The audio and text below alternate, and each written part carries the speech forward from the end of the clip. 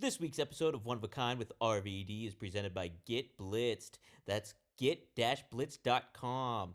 Get Blitz Let's Aid is nano-infused THC syrup, and it is a premium cannabis-infused syrup formulated with nanotechnology for fast-acting effects. And you can get 15% off your order when you head to get-blitz.com and use promo code RVD. Get 15% off. Head to get-blitz.com, promo code RVD, 15% off. It's one of a kind, baby. You feel me? I hope you do.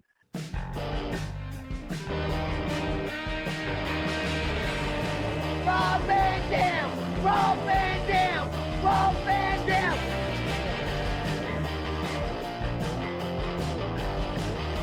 I'm Rob Van Dam.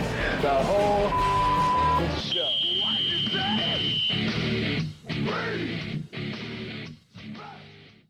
What's up? Hey, it's Dominic D'Angelo of OneTrueSportTV.com, but I'm here today live on RVDTV.com and Rob Van Dam's YouTube channel with none other than, who is it? Do you know the person on the other side of the screen? Dude, you're talking about me? That's my cue. Hey, everybody, it's Rob Van Dam. Sorry, I just got here and like I was here, but I wasn't here, and I didn't know, and I missed my music. Oh, jeez. Okay. Well, yeah, you're What here. up, How you doing, man? Good to see you. super dude, fantastic. Another week went by. It's trash day already. What a day. I know. The week just flies by, and then you got to take the trash out. That's what happens. And every week when I do it, I think of you saying, Devon, get the trash. Devon, get the trash. I think I gotta shove somebody. I gotta shove somebody and tell them, Devon, get the trash.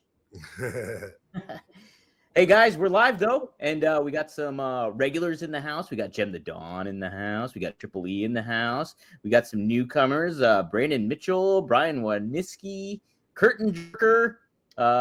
Shout out to everybody, Artie and Andrew here. So if you have questions, feel free to drop them. Always helps to use the super chat. That'll definitely get your question asked and answered. Jem the Dawn, I think you did ask a question last week. Ask it again because I did miss that super chat. I think you maybe were just saying something, but go ahead and put it again, and I'll be sure to pop it up here.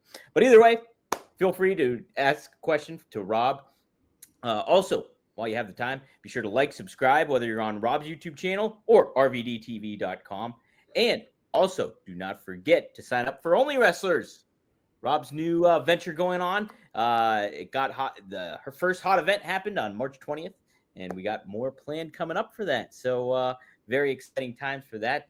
Rob, any updates regarding developments or anything like that? We had a great meeting today with several additions that we're going to be adding to the platform to make it better, as well as things we're looking forward to doing in Chicago. So right now, I can't divulge specifically what some of those very creative RVD ideas were, but we're always growing. So that's cool. That's why, like, when I do these interviews on podcasts and I tell everybody what Only Wrestlers is, I feel like eventually you'll check it out if you haven't already, and it's like, that's cool because we just get better and better and better. And we're always adding improvements, whether it's on the technology side, like of the website, or whether it's just implementing ideas to, just to keep the agenda going or things the fans would appreciate. So pretty exciting.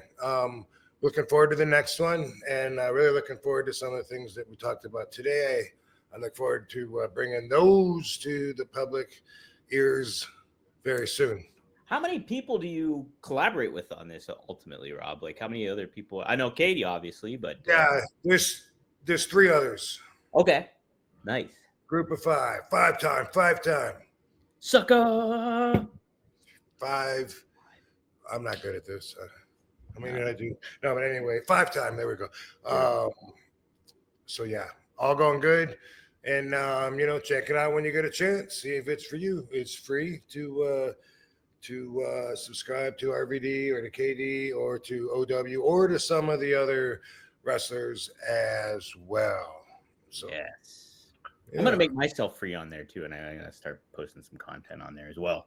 Can I do written content on there too, Rob? Do you know? Like just write posts? There's a feed which I your daily feed, which I believe you can like blog post on there. Okay. Sweet. You can add, because it gives you the choice, add video, add photo, or add text. So yeah, you can do that too. Hell yeah. I kind of want to do like a hotline thing almost or something. Yeah, well, and some of the free ones might be temporary. Like some of the wrestlers still aren't doing content yet, and they're building up subscribers, but they haven't given content yet, and that's fine when it's free. When they're paying, that's on my agenda right now. I got a bunch of wrestlers that I need to contact and say, hey guys, you got people paying that have subscribed to you. Do you need some help posting or whatever? And that's actually on my list of stuff to do this week ASAP. So we got to get the wrestlers used to using it and the fans used to going on there, and got some good ideas for that as well. Heck yeah. I got to give a shout out to another Robert here. There's another Robert in the house. He's actually my co-host for Rumor and Innuendo, our daily news show, former WWE writer. So shout out to Robert Karpolis. Yes, I'm drinking another beverage. Rob, have you ever had an Arnold Palmer spiked one of these things? I maybe, I don't know. Maybe once. Good. Yeah. maybe once or maybe never. I don't know. Are you still on your champagne kick? Are you still doing the champagne stuff? Not as much. When I am drinking, it's usually either champagne or an IPA beer, and the IPA beer fills me up a lot more. So it depends on if I feel like being full. It's the end of the night. I just want to have a drink after flying all day to get to Pittsburgh, and I want to have a beer to raise my spirits and go to bed. Or if I want to have a couple earlier in the day to pick me up, then usually, the champagne's like light, Yeah. Dude, so, IPAs are heavy duty, man. They knock me on my ass. yeah, that's usually, and I still at this age don't know when they say, do you like hoppy or do you like more barley? I'm like, I mean, just something, I guess, right? I've heard of it before. Darren Staley asks if you're a mimosa man. Do you like mimosas? I like them fine, but I usually just ask for a mimosa without the orange juice because I don't want the extra sugar. Yeah, that's the other thing too. Man, yeah, I'm always up. I'm a vodka tonic guy. I like vodka cranberry, all that kind of stuff. They usually gets a pop too when I ask for a mimosa without the orange juice because they think about it in their head. They're like, wait a second. Oh, a champagne, sure. Oh, sure. The mimosa without the orange juice. Oh, okay. We haven't done one of these. Well, an official one, I guess. Curtain Jerker asked this, Rob. Rob, are you going to do more RVDology videos since you've got only wrestlers? How do you want it? Love learning from the book of RVD. What did the only wrestlers have to do with it? I missed. How do you want it? So, are you going to do some more RVDology videos once you've got only wrestlers? How you want it? Oh, I get it. Yes. Okay. So in other words, if my time and energy is going towards that, will I go back to RVDology? I was just thinking about that. I don't know. I have some interest in doing it, but it's not like at the top of my priority list. So I hope so. That's the truth. I hope so. I do. I would like to do it, but it takes a lot of work, and I don't have people like that are editing and different camera angles or whatever, and I'm not very savvy. So what happens a lot when I do RVDology is I'll realize halfway into it that I don't have the microphone on or something like that. It pisses me off so much that the last several I've done, I've had to do like 3 times. And one of them, the one with the scumbag G douche, when I talk about his ridiculous ass trying to sue me for money, thinking that he's going to make his fucking dreams by reaching into my pockets. Man, I really wanted that one to get out, and for some reason the audio was so low on it you can barely hear it. And by the time I found out when I was done, I'm like, fuck it, I'm not gonna redo this one. I talked for how long I talked for 20 minutes, whatever it was, and so that stuff gets frustrating, and that's what's going to push back against me thinking, do I want to sit down and pull the green screen down and put together an RVD episode? Like, what I have going against that is my record of failed attempts for for what I got out there right now. So I don't know. I hope so. Dude, there's been okay. One of the first big interviews I had was with Cody Rhodes when AEW just started, and so I was like, I sat down and it was over the phone. It was a phone interview. AEW set it up, and like I had the recording going and everything like that. And once I finished, I realized it wasn't recording. I missed the whole interview, and so what I literally had to do was like, remember the quotes that I was for sure he said. Like I kept that in my head, but then I just had to write a feature article. Like I didn't get the audio. I was so yeah. That's happening. Yeah. Yeah, it happens. A lot of times when I go to do an RVDology, I can't get the camera to work. And right now what I do is I just use the camera that's on my iMac, and it works great. I don't know if I can do that while I'm using the green screen and trying to what do you call it? Like it's not live, but it's I guess it's, I don't know. We're doing a feed. What's the word I'm looking for? Like a stream? Yeah, thank you. I'm looking for a stream. Yeah. That's what I'm trying to say. But anyway, if I can use this camera, that automatically will fix probably at least 33% of my problems, because that's often every time I'm like, why can't I see the camera? And it's plugged in, and I keep checking it 1,000 times, make sure it's plugged in, and check the selection back and forth. No, I have it on. I should be able to see it, and I hate that shit. Oh God, yeah, it's so frustrating.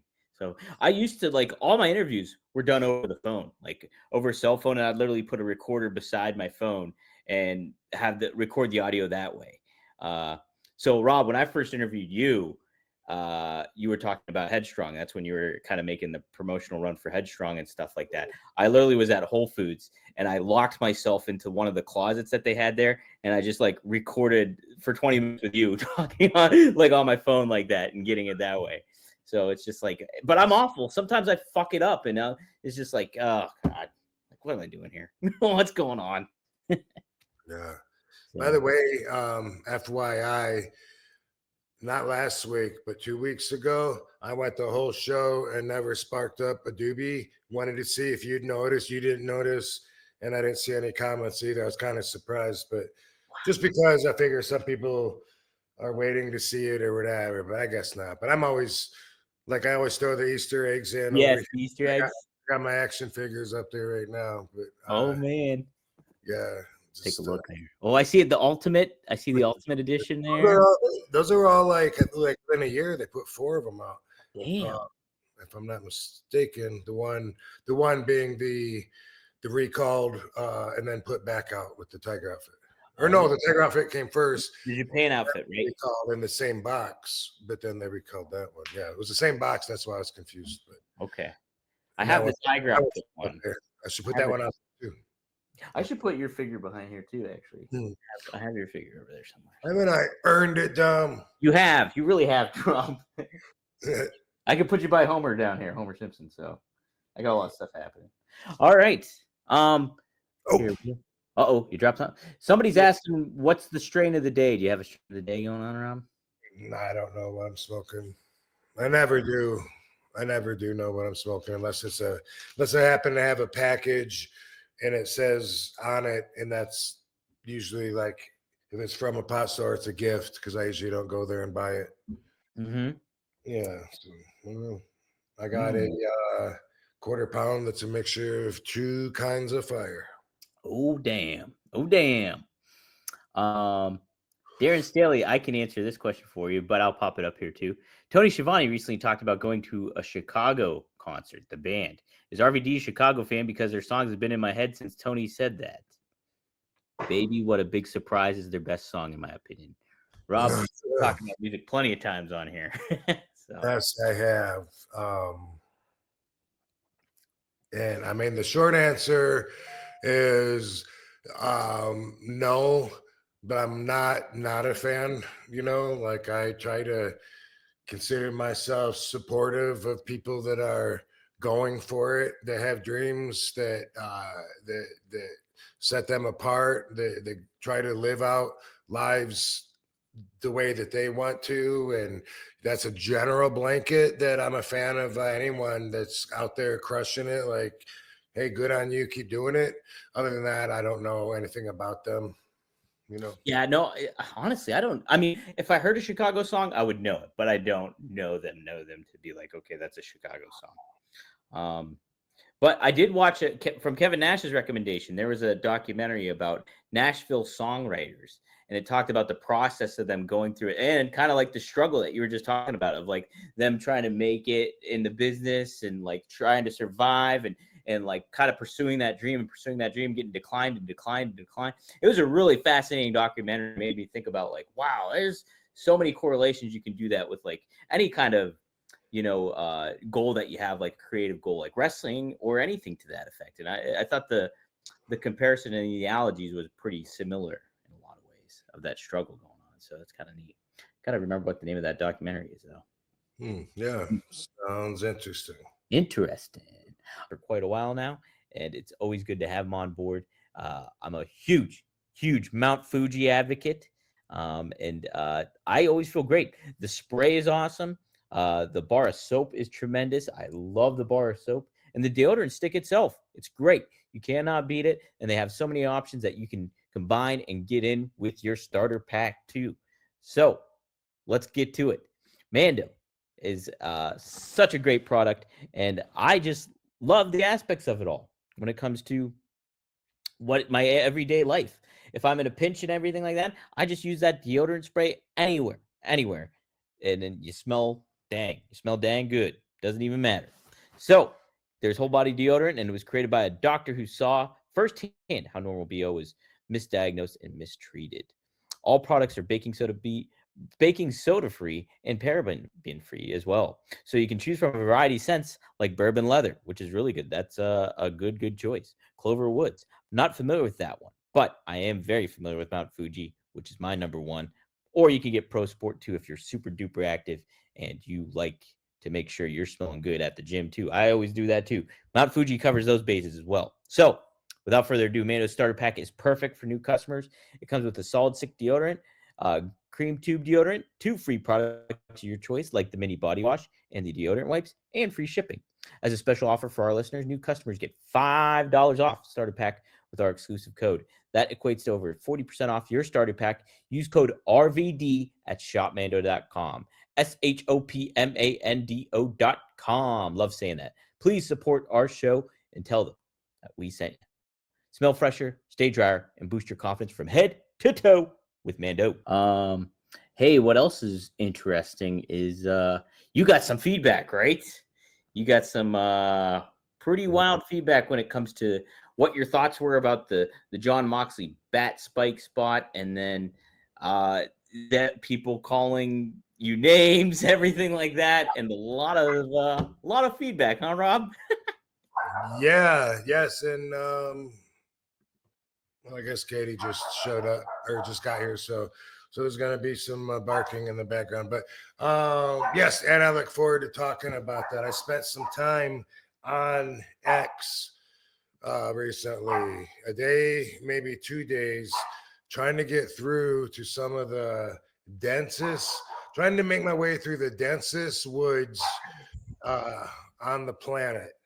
And in the end, I realized ignorant people are divided into the near hopeless, and that's because they don't want to learn. They want to defend their argument, whether they're right or not. They don't care. They're in it for the fight. And then some ignorant people just don't know better, and they don't know. These people don't know what the word hypocrite means.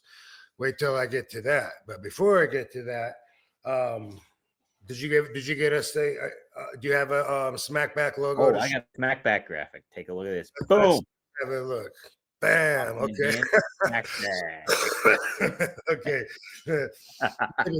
and we need a bell. Ding. We do need something. Hold on. Let me see if I have anything on here. I have the "You Feel Me." Hold on. The timing's gonna be off though, Rob. Just so you know. Hold on. Boom. And then we got. Feel me. Yeah. Okay. We'll work on it. It's a work in progress. Yeah. Hey, baby. Hey, baby. It's okay. Yeah. Hey, y'all. The dog. Hey. Did you have a good workout? Yeah. Cool. All right. So, everybody,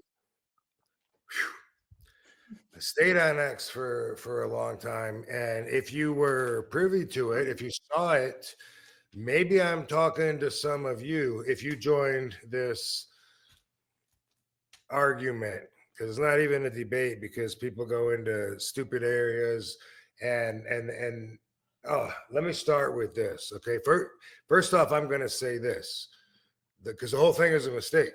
The whole thing is a misunderstanding. If you are ignorant enough to read a quote taken out of context and then actually put your name on a comment on how you feel about something that's bigger than that quote.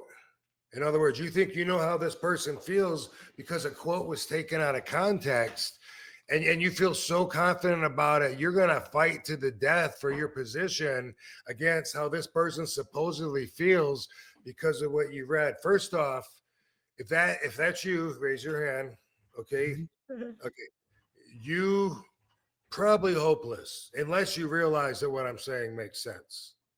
Okay. So first off, some of you go ahead and leave the room right there. Everyone else, listen to this. If your perspective was, and you were part of this, and you had your feelings, if your perspective was that you think that I was bashing AEW, boom, you're wrong. Raise your hand. Raise your hand if that's what you think. Okay. Now, I didn't bash AEW. I wouldn't bash AEW. And it seems to me by far the worst part about AEW, and I hope this quote gets picked up, is the fans on IWC. The fans are so ignorant. Here's what I said. I'm going to say it again. So if it hurt to hear it the first time, you're going to hear it again. I'm going to tell you what I did say, okay? My whole career in ECW, even before that, the matches that Sabu taught me were garbage matches, which included all the weapons and gore and had wrestlers that didn't even have to know how to wrestle to be in the match. Okay, those have always been at the bottom of the list of my favorite matches. That's my opinion. If you don't think I have a right to say that because I was in ECW, not only does that not make any sense, but you're one of the idiots that needs to realize that there's room to learn. You must empty water out of that empty head so you can get knowledge in there, as Bruce Lee said. So here's the thing.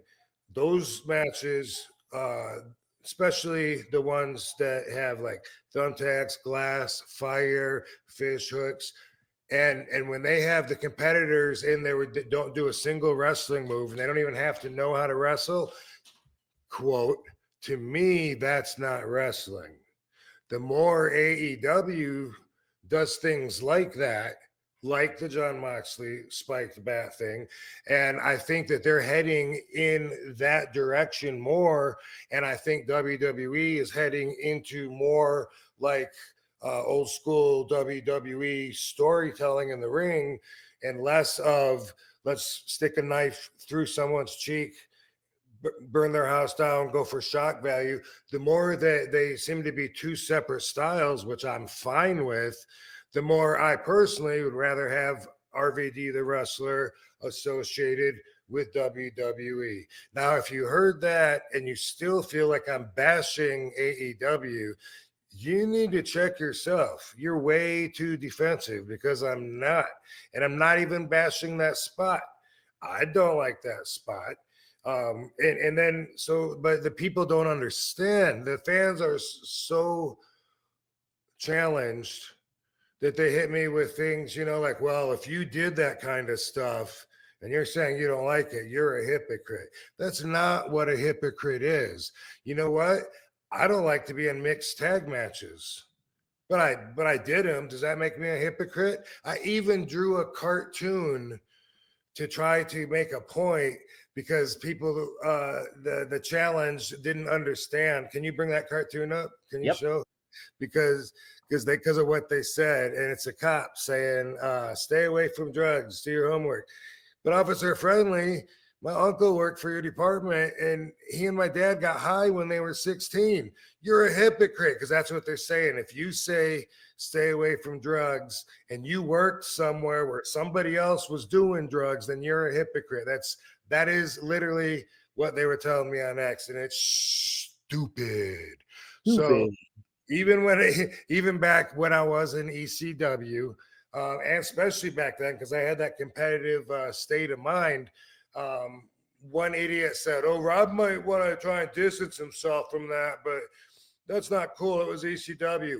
I tried to distance myself from that shit when I was in the company with it. When Axel Rotten had a barbed wire bat, I tried to distance myself from it because I didn't want to get hit with it. I didn't want it to rip my outfit up. When Terry Funk and Sabu had a barbed wire match, I went out there to help Sabu and made a point of having gloves, had a long sleeve shirt and gloves and scissors to cut around the wire because that was so not my thing, and that was the point of it. But for some of these ridiculous mentally challenged fans, they just have a symbol of what I was, and they remember me rolling around in glass and blood, I guess. Show some of the comments on X of these. Sure. They think they're smart. They're defending their position so hard, and all I'm saying is I never did like it.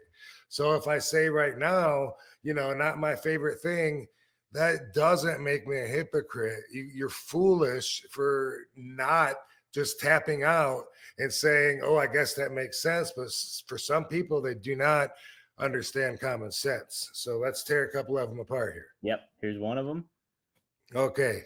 And this was the point, because they said, if you did it and then you're saying that you didn't like it, you're a hypocrite. That's not what it means. Okay. I hated doing the West Side Story mock Survivor Series commercial. I hated it. But somebody corrected me and said, wasn't that the Royal Rumble? I guess. It was the Royal Rumble, but yeah. It was a music video where they had to say, come on, everybody, sing louder, louder. And I was faking. Every time the camera would be on me, I'd be like, bah, bah, bah, bah. I hated it. I don't sing and I don't dance. And even as an entertainer, as a wrestler, I hated doing what I did, that commercial, but I did it. That makes me a hypocrite? How? You're stupid. If you take cash, you're being a hypocrite, my dude, says Mr. Nobody. So because I got paid to do something. So in other words, if my job is to clean up dog poop, do I have to like it or else I'm a hypocrite? Right. Like I have to be like, I love the ability to help reorganize the fertilization system of my economic systems. I love it. There's some poo-poo. No, I got your poo-poo. Let me get it. You have to be like that. If you pick up shit and then you say afterwards, oh God, I gotta go to work. Wait, is everyone that says, oh God, I gotta go to work a hypocrite? Right. Let me see. If you take cash, you're being a hypocrite, my dude. You made your name in ECW. Maybe you didn't like the stuff that went on. You could have left. Why would I have left? Wouldn't it? I mean, I didn't hate it enough to not want to work there. Why the hell would you even say that? How does that make sense? Wouldn't that be based on my values and how much I just didn't care for it? Right. I mean, we're in competition there. All of us wrestlers are back there saying, hey, fuck that guy, fuck them cokeheads, fuck them alcoholics over there. And then we're smoking weed, and we're, and they're saying the same thing about us. And it's competition. It's not a big party like when you guys do it in your backyard. It's not. Everyone's getting paid different. Everyone has to get told by one main man who's going up and who's going down, because you don't want to go down. You think wrestlers like losing and putting the other wrestler over? That's a big part of it. And it's business. And anyway, let's see what else we can learn from Mr. Nobody. I could have left because you know what? I didn't like the smell of the bathroom at the ECW arena. I could have left. Or you know what, Rob? It's like almost like, hey, I work in a grocery store. I'm a vegan, but there's the meat department still in the grocery store, but I still work in the grocery store. I think you're a hypocrite. I think that makes you a hypocrite according to these ridiculous people. Like, yes. Wait, hold on. Let me make sure we're done with him, though. Instead, for content, you complain about the people doing it now. I love that. Like, if Mr. Nobody had a X account where there's like 1 million people following it, I wonder what interesting content he would pick, since he doesn't approve of mine. He probably doesn't approve of me calling him out now either then. Oh, shucks, Mr. Nobody. I just can't. Oh, I like this part. It's not a good look. Not a good look, Rob. Thank you for saving me and my image, Mr. Nobody. You've done so much, dude. I want to thank you again. And again, according to you, if somebody takes cash for doing something and they don't like it, then you think that's the meaning of a hypocrite. Right. Stupid. Let's go to the next one. Yeah. I believed, okay, because I asked him, same thing about the dog poop. I said, if I'm digging ditches in the hot heat, sweating my balls off, getting bit by mosquitoes, and then later on I say, man, this job sucks, does that make me a hypocrite?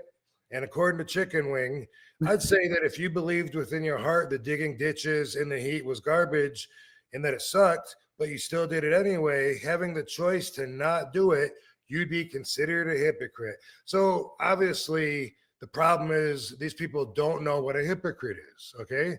We got the definition right here. Let's see if they're using hypocrite in the correct way. It says the practice of claiming to have moral standards or beliefs. There's the problem. The fans don't know how to apply morality to anything because they don't have any. So now they don't know that it has to do with your morals. What the fuck does your job have to do with morals? What the fuck does having a match with Janice have to do with morals? You see, being a hypocrite is not a good thing. It's if someone says you're a hypocrite, if someone says you're a liar, if someone says you smell like shit, those are generally considered not good things to be, maybe even bad qualities to have. Now, if you're listening to this and you're still disagreeing with me, answer this question to yourself. Is being a hypocrite a good thing, a bad thing, or a neutral thing? Got your answer? Hold on to that answer, okay? Now, if a man does 9 years for robbery, and when he gets out, if he tells people, hey, don't steal, is he a hypocrite? And if so, is that a good or bad thing? Because do you think he should tell people steal? Man does time for crime, and when he gets out, you think he should tell other people to do it? Otherwise, he's a hypocrite? Or you don't think being a hypocrite's a bad thing? Because you got to choose one or the other if you think you're right. And that's where you're confused, because you don't have any morality. You don't have the morals. And that's where you're confused. It's not, hey, if your mom tells you, quiet down, you think she's a hypocrite because her mom had to tell her quiet down when she was 3? Your parents tell you don't shit your pants. Are they a hypocrite? Because mom, when you wore diapers, you shit your pants. Grandma, that you think that's a hypocrite? That's not what it is. Being a hypocrite is a life of duality where you're living 2 different ways at the same time by lying. Like you, and I'm addressing this to you, fans on X, okay? If you tell the person you're in a relationship with, that you're not going to cheat on them and that you love them and you're faithful, but at the same time you're cheating on them and you're unfaithful, now you are a hypocrite. That's exactly what the fuck it means. All right. If you tell someone you're arguing with, it's all in your head, dude. That's not even the way it happened. You're crazy. And in reality, that's exactly how it happened. It's not in their head. You're gaslighting them. Guess what? You're a hypocrite. It's a horrible fucking person to be. And you don't understand if you think that someone that would advise somebody not to do something that they did before because they grew from it, and you think that's a bad thing, or you think hypocrisy is a good thing. One or the other. Because basically you don't know what hypocrisy means. So it does not conform. Pretense. Yeah, it's that's fake. That's what it means. Okay. The target was the hypocrisy of suburban life. Okay, yeah, it's not a good thing. You don't say, oh, he's a hypocrite, you know, but we all are, because, you know, we all say, you know, don't piss the bed, but, you know, we pissed the bed. I pissed the bed till I was 5. So I'm a hypocrite for saying that, but it's not a bad thing. Stupid. What else you got? We got this one next, Rob. Okay, this was a good point. I mean, this was a guy that obviously understood my point, and I just thought it was worth, maybe it would make sense. Maybe like 3 more ignorant people might jump the fence and actually learn something here. Author of A Clockwork Orange hates that all of his works, that's the one that people like. Clockwork Orange, same deal. I'm glad you liked my one piece. It's not my favorite. Sucked making it, but cool that you like it. Sorry I didn't like it as much as you. You guys think he's a hypocrite, right? By your definition? Yeah. Don't use words that you don't know what they mean. Stupid. And he's got a point. You know, I can say that about a lot of stuff in my career, with acting and with wrestling. You know, I mean, you show up and they're like, hey, it's you and Luther Reigns. Luther's going over. What? Man, fuck that. I got to put Luther Reigns over? Great guy, but dude, I'm RVD, and we're just coming. This is my return to Tokyo. I'm senpai now, a big star, and I grew. And they saw me when I was younger. It's a big deal, and you just got a guy you're going to try and push for a few weeks, and then you're going to quit pushing him when it doesn't work. And in the meantime, you had to have me do a job. I did it. I'm a hypocrite, according to these people. Jeez. Go ahead to the next one. Next one. Okay. Did it happen under the ECW banner? Yes. Was RVD a part of ECW? Yes. He may want to distance himself and act like it wasn't me. This is the one that I brought up. But he was a major part of a company that did crazy shit where a suplex on a spike would be considered tame. It's so crazy. We all had our own stuff. And me and Sabu used to look at Balls and Axel, and we thought they were gross because they always were bleeding, always had blood all over them, and they like to have, a lot of times they have thumbtacks in them, staples in them. Sometimes Balls would be sitting there at 1 a.m. in the lobby of the hotel drinking, still in his gear, sweaty, smelly, with Band-Aids on his head, and got tacks and staples and shit in his arm. He loved it. I'd never loved it. That was never wrestling to me. That wasn't something I wanted to do. That wasn't my style, you know. The gangsters. I honestly didn't know if New Jack could do a headlock, you know. Now that I've had so much more life and I get a much bigger picture of everything, now I understand that he did know how to do a headlock and that was his style. But back then, when we were competitive in that state of mind, you know, we were watching our backs in the dressing room and stuff. I used to always think, man, they do those garbage matches because there's not one wrestling move in the whole match, you know, and so they do it so they don't have to wrestle. Maybe they don't. I knew Mustafa knew how. I'd wrestled him actually in WCW way back before ECW, and the lights went out in a house show in Florida. where they go spring breaking in the Panhandle there, Tallahassee or Is it the fucking Pensacola? You're right. That's what it is. Anyway, I knew it. I knew it. yeah. But anyway, yeah, I used to, and if you hear me doing interviews from 1998, 99 or whatever, I'd probably say, I don't know, New Jack knows how to do a headlock. I've never seen him do a wrestling move. That wasn't my thing back then, now, tomorrow. So for this guy to say, because I was a major part of the company and that the company did crazy shit, he thinks that I should take credit for all that crazy shit. And somehow by me saying that I would prefer to be associated with this style instead of this style, somehow by saying that, he thinks that I'm trying to distance myself. And that's something too. Some of the people, the fans, they think that comments come from who's paying you. And that's another example of they don't know me. They don't know that I've always been transparent and been clear and opinionated no matter what company I've ever worked for. But I got a track record that nobody bothers. But if they're not even bothering to see the actual interview and they're going to put everything on the line with the quote taken out of context, then they're definitely not going to do any due diligence and look up interviews from me from back in the day to see if I'm consistent or not. It doesn't matter to them. To them, they're going to use a big word and make them feel special. Well, this guy's also like being hyperbolic too, because he's like, that did crazy shit where a suplex on a spike would be considered tame. I don't think in any context of any wrestling that would necessarily be tame, right? Like you're fucking potentially paralyzing yourself if you land on that thing wrong. Yeah. Which, by the way, I hated when New Jack and Vic Grimes had their fight of heights. Yeah. They were going higher and higher, and it was so sloppy. It wasn't like those. It wasn't like it was a lot like what I see with the garbage wrestling, where instead of a move, two guys grab each other and both jump. It was kind of ugly like that, but I think it was because New Jack was falling and grabbed him and pulled him over. From what I've learned from interviews.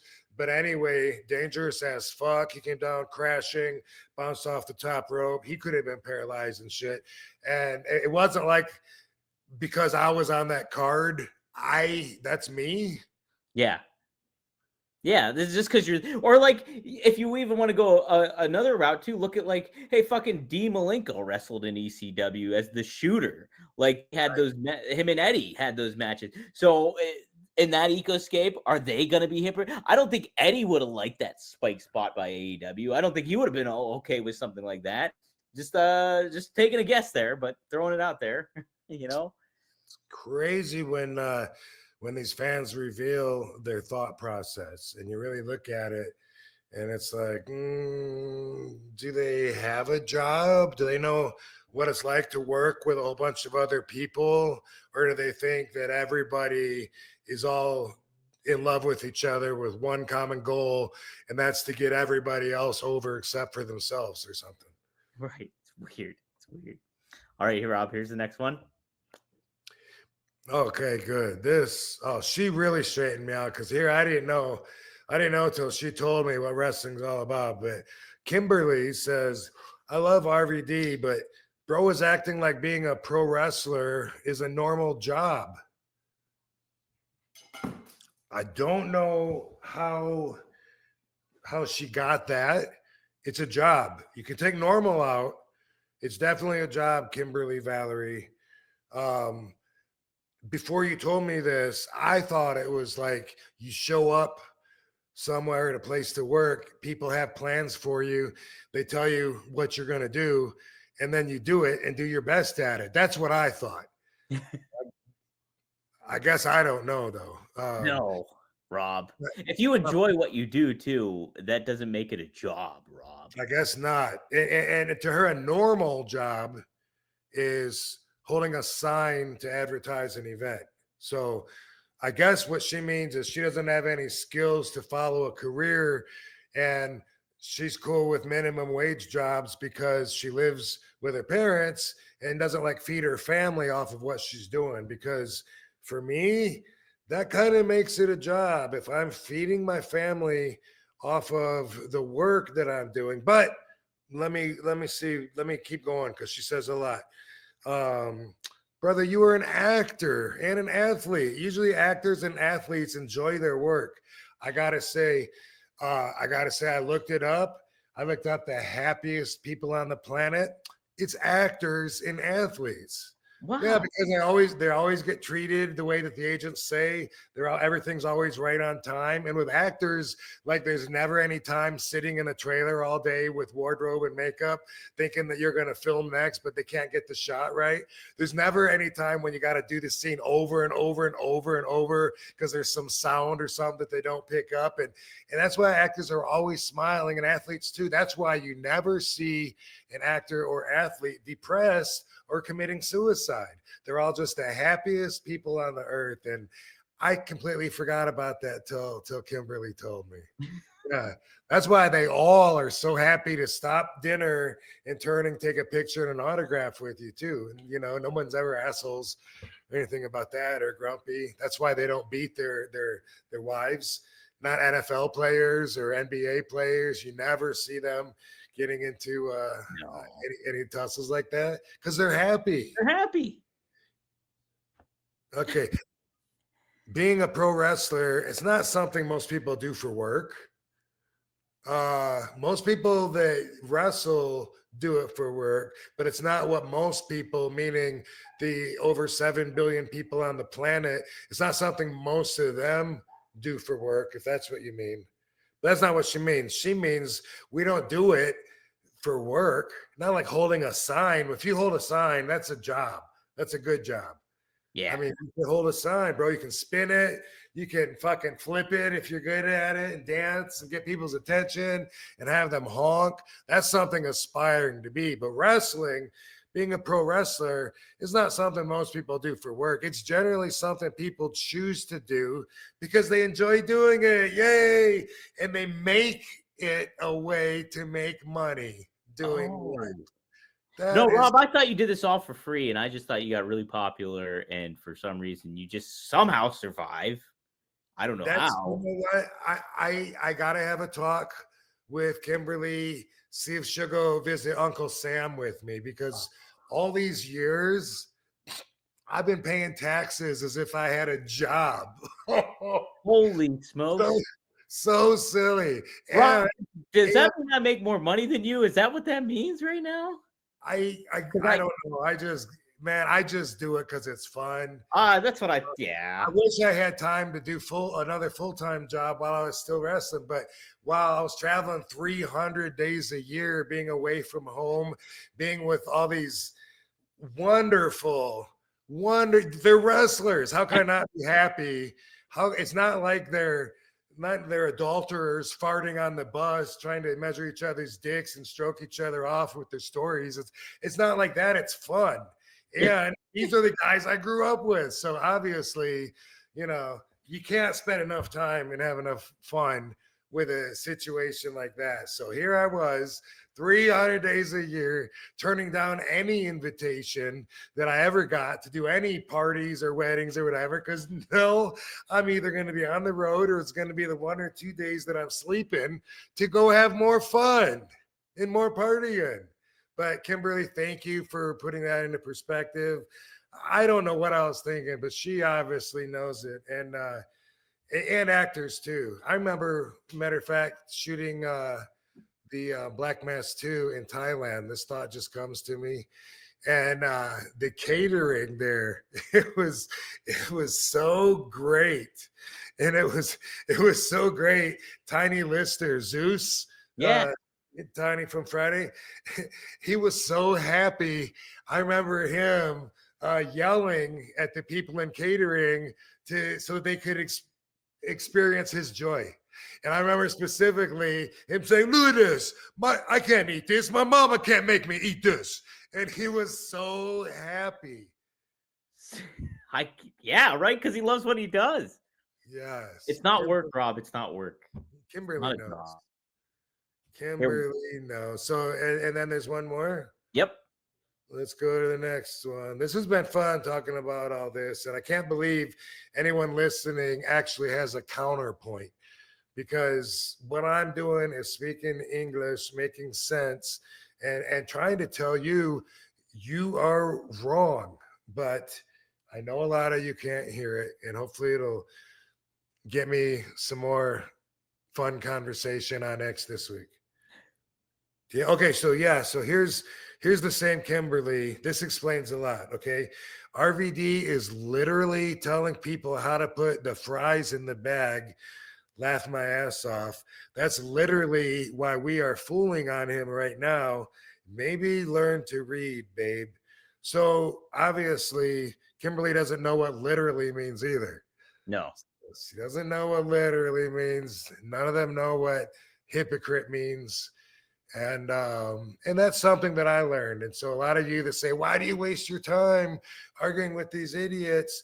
It's because I have the platforms to put the stuff on. It's because all of you are also listening. And some of you will find it entertaining. And some of you, maybe it'll make you think. I had one guy, I said, hey, do you think being a hypocrite is a bad thing or no? And then I said, if someone has a bad experience, here's an example, right? Ugh, this is gross. Taste this. Does that make me a hypocrite? I mean, where do you draw the lines? Yeah, right. Stupid.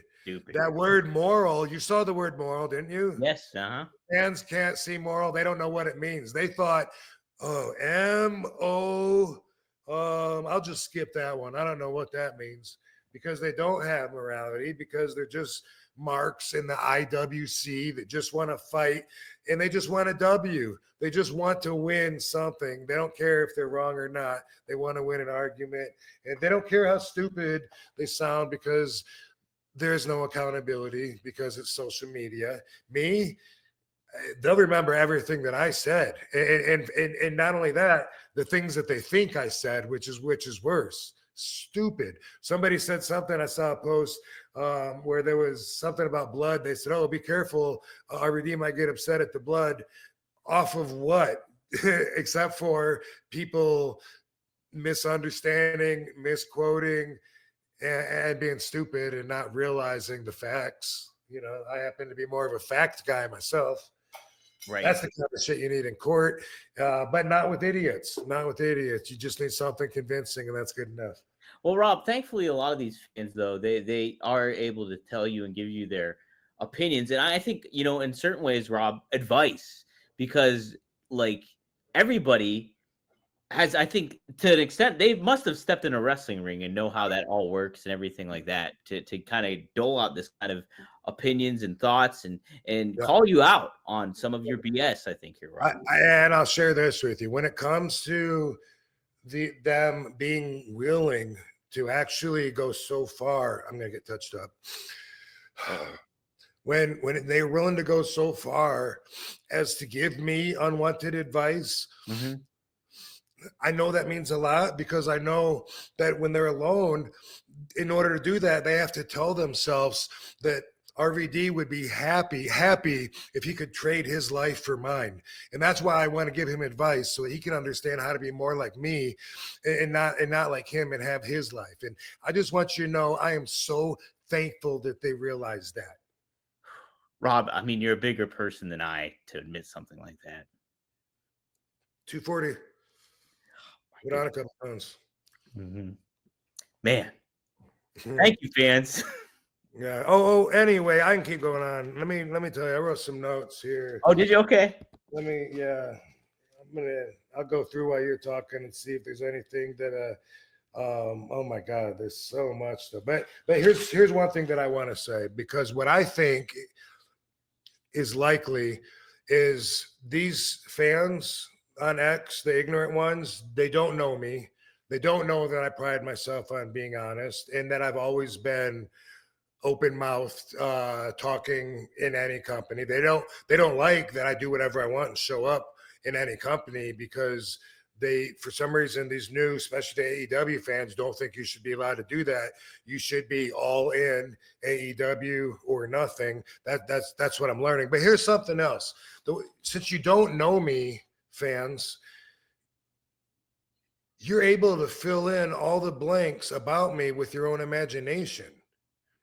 You only know me by one dimension, maybe by a wrestler, maybe by a pothead. You know, I saw one comment. It was on. There was a video about my match with Eddie Guerrero when the fan ran in, and somebody interviewed me on what I remembered about it, and I said, "Oh, you know," or what I was thinking. I guess it was probably the Chris Van Vliet thing. And anyway, one of the comments said, "I don't think Rob really remembers what happened there. I think he just remembers seeing this video." You know, marijuana takes away a lot of your memory, and that's like such a basic thinking, ignorant way for somebody. It's the only one thing you know about me. What if my family gets Alzheimer's in their 40s? Would that be a factor?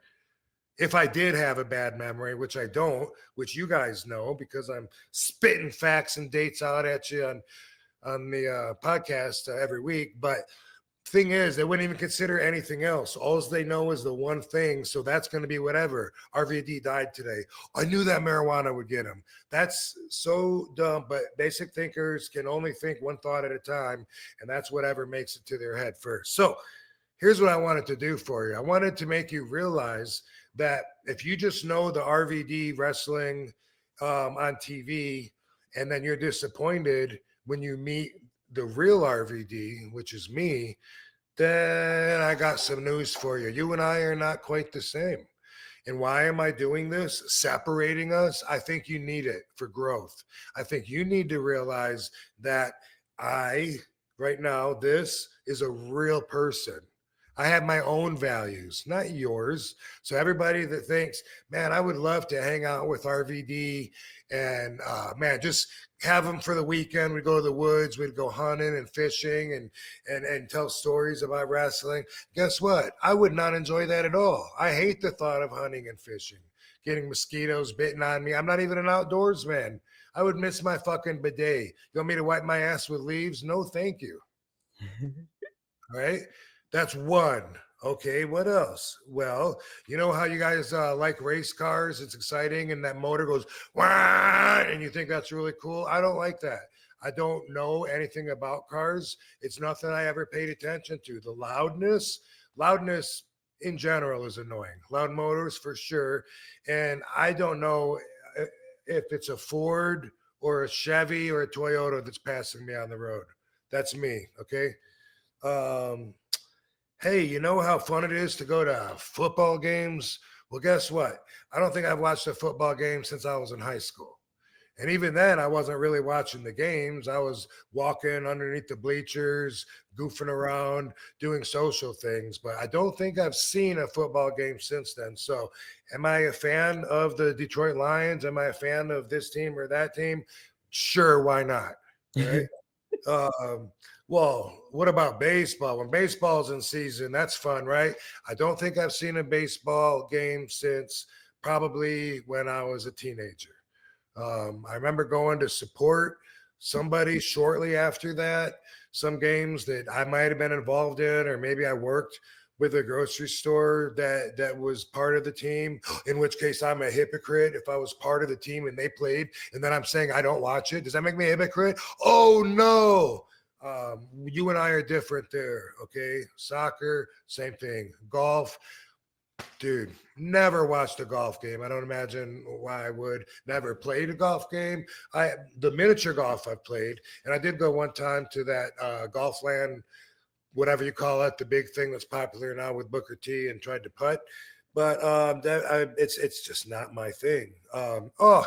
Surely when the Olympics are on, you know, I set aside some time and support the good old USA, right? I can't remember the last time I watched any of the Olympics. All right.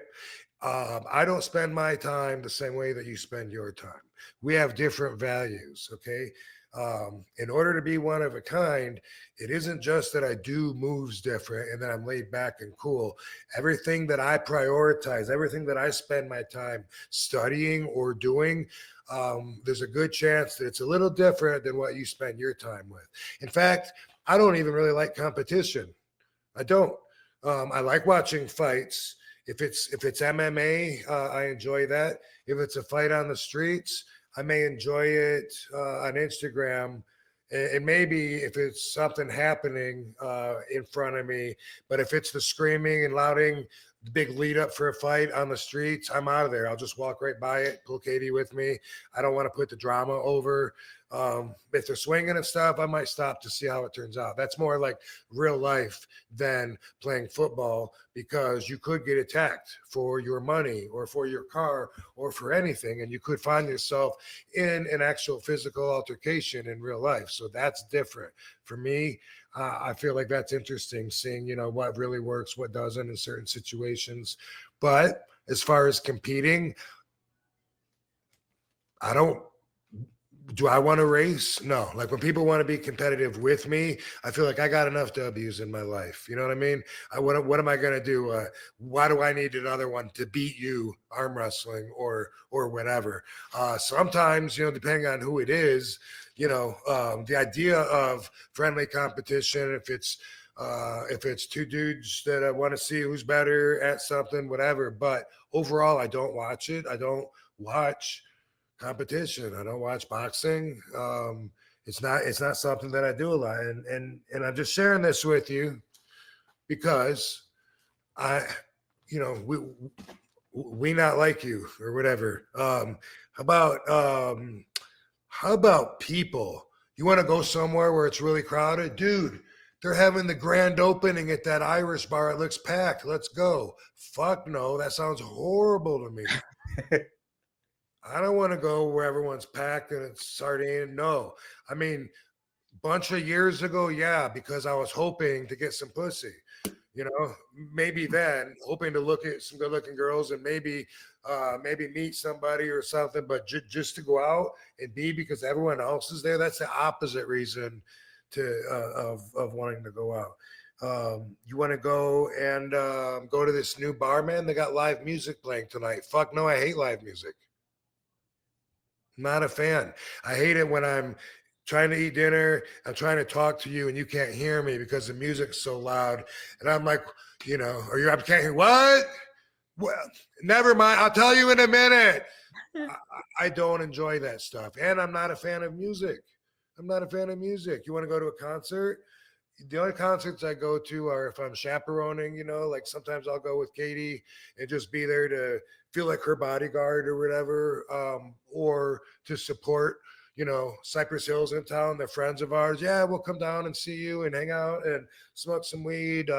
Cool. But am I singing? No. Am I dancing? No. You want to go to a karaoke? I don't. You're not going to see me pretending that I'm the one that sings this song on the radio. That doesn't sound fun to me. And same thing about dancing. That's not something I do. Now, out of that long list, I must have hit a few of you. I mean, I think everybody must fall into some of those categories. And that's part of your life. And my point is that's not part of mine. So if the image of RVD that you created in your head, that you fantasize about, is different than what you just learned about the real me, then so be it. Grow the fuck up. Hell yeah, Rob. Hell yeah. Everybody's like, you're dropping some facts on here, Rob. Maddie says it too. I'm one of a kind. You know what? I don't like holidays. You want to go see the fireworks? I fucking don't like fireworks.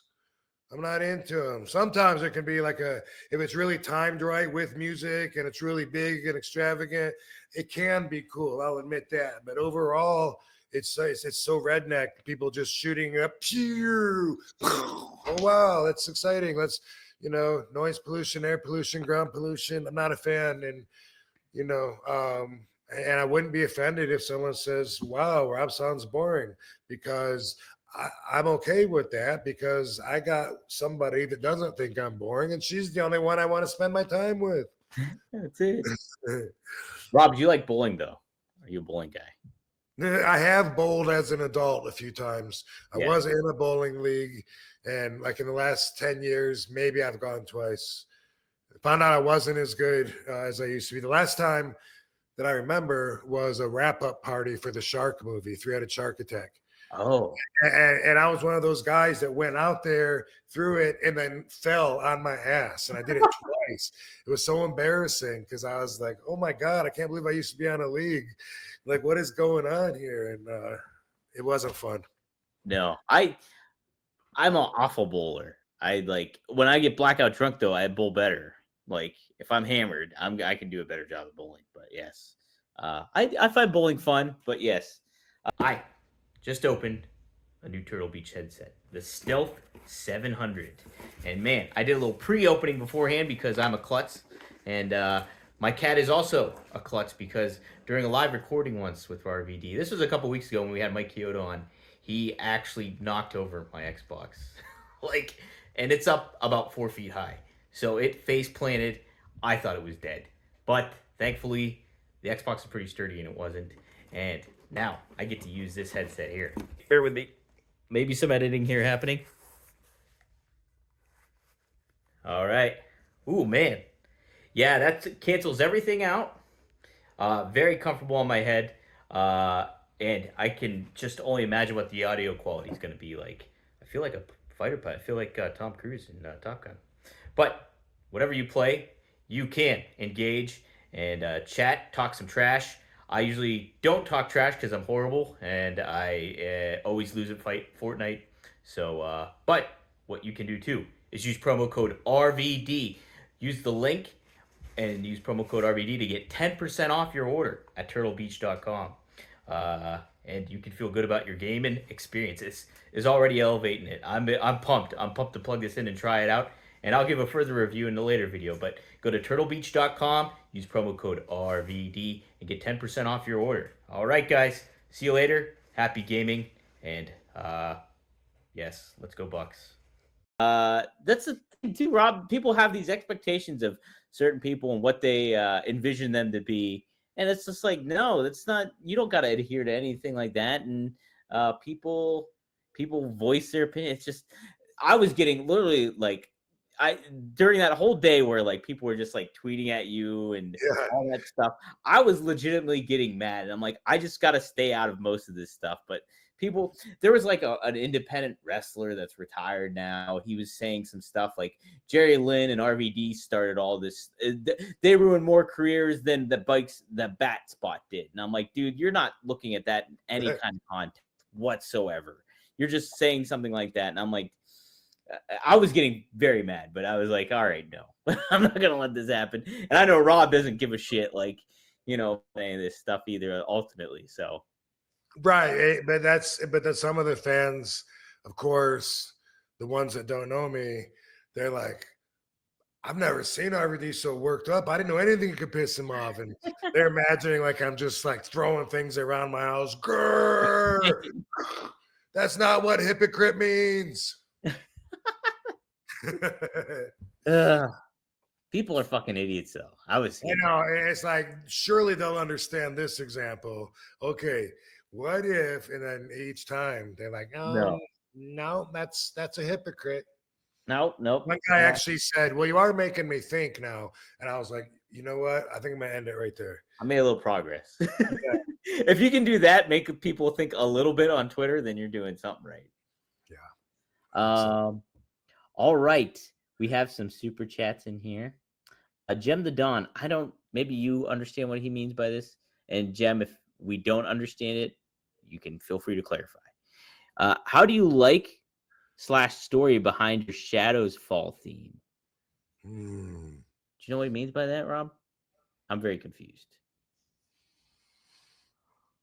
No, I'm trying to decipher it, and I don't know. I think maybe the Shadows Fall theme. Maybe that's the band that did my music when I first came into WWE. Maybe. Remember something about Fury? No, I thought it was something Fury. Wasn't it Breaking Point that did your theme first? Well, but before that, though. Oh. They had a song when I came in. I don't know. And I'm not very, but it's in my head now. How do you know if it's a dun dun or if it's a bong bong or it's a near bong bong bong bong? How do you know what noise to make? I'll hum it. That way they all sound the same. Anyway, when I got there, I was kind of upset that they weren't using Walk. Yeah. So I went Shano is like, dude, what's up, man? Why not walk? So I didn't give that first song much of a chance at all. And when I hear it now, I do like it. It And is good, yeah. yeah, and I think I didn't even give it a chance. I didn't even recognize it because I talked to Shano and he made me think maybe we could use Walk. And I thought, well, ECW already paid Kilgore to cover it, and you own ECW, so you must own the rights to Kilgore's version of it. Let's just do that. And I thought it was going to be that easy. And instead, Shano said, hey, I want you to come out to the truck a different week. And I went out there and he put on Breaking Point. And then, so what do you think about this? And again, I didn't give it that much of a chance the first time I heard it because I was like, well, what happened to Walk? And I still don't know what happened. Like, I thought we were going to be doing that. So I was first like, it was like, no, I think this is it or whatever. And I was like, and then I found out they actually wrote it for me. And then I felt like owning it a little more. And now, of course, I love the reaction. Everyone's used to hearing the beginning of that song. But at the time, I was stuck on Walk. That was the first musical connection I'd probably made in my life. I picked that song out and it was perfect and everyone loved it. And I felt like, no, like that the more my real identity or my ECW identity that I was building that I could keep, I felt like the better, the more solid my fortitude, my nucleus, everything I'd be less changed if I was still RVD from ECW, still came out to the same music. All that sounded good to me. So anything more that I would have to change, I thought was going to just dissipate me, my image, my character. That's kind of things you think about at that point. Yeah, and instead too, Rob, I think it like kind of more reflects your eras of going through, like, okay, here's your ECW era, this is your WWE era, and like both those teams are really good in their own right. Like it's just like, man, yeah, I can resonate with Rob Van Dam through Breaking Point or through with Pantera too. And with TNA, and then there was a completely different one. And then the Rob Van Dam. Yeah, that one too. That's the one I have the rights to. Yes. I'm gonna do some sound drops. I think of that too for future episodes that we do. Jem the Dawn also follows up. Rob, did you see this? Any thoughts of the Maven sit down with Just Incredible? Did you see that clip at all? I did. That's a great thing to bring up. But first, I want to say on Jem the Dawn's last question, I'm wondering now, maybe he's asking what I thought about the story that might have been in the song. Maybe the song told a story, and if so, then I wish I knew, because I never even really listened to it that much. And I don't know what Fury is. Here Comes the Fury or something. But I thought that was either the song or the band. And what he put down there, I could be wrong, but that also makes me think of that song. That's why I thought that's what he was talking about. But anyway, he's already moved on to the next one. So so Maven, he already gets huge numbers on his YouTube channel. And now I don't know if he's going to keep doing a lot of these. I believe some of them are going to be like the one that he did with Just Incredible, and it's like an investigative piece. Have you seen it, Dom? Yes, I did. I watched most of it. I didn't watch all of it though, but I thought it was really good, and a lot of work that he put into it. But he shows himself going to Just Incredible's place, and it's just like watching To Catch a Predator, where you got that behind the scene feel of following all the action in, and it confronts him about a lot of the claims that fans have made and people that have worked with Justin. A lot of them say that they got scammed, or that he screwed them over. He came across very likable. You could tell that Maven liked him, and Maven was trying to help him out by giving him a chance to explain himself. I actually thought about having him on our show, and I thought he might bury himself, and I didn't want that.